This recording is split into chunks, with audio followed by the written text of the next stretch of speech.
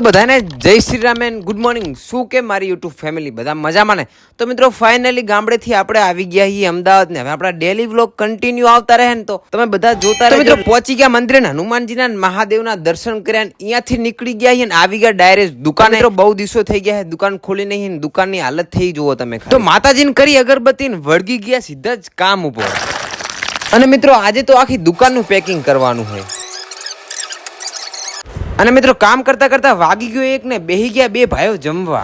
અને જમીન કાઢીને નીકળી ગયા છે બે ભાઈઓ વાળ કપાવા. તો આવી ગયા છે દુકાને ને ભાઈએ પહેરાઈ દીધા કપડા. વાળ કપાઈ જાય નાના વાળમાં તમારે ભાઈ કેવો લાગે જરા કોમેન્ટમાં જણાવી દેજો. તો બે ભાઈઓએ વાળ સેટ કરાવી દીધા ને અહીંયાથી નીકળી ગયા ને આવી ગયા પાણીપુરી ખાવા. પાછા આવી ગયા દુકાને.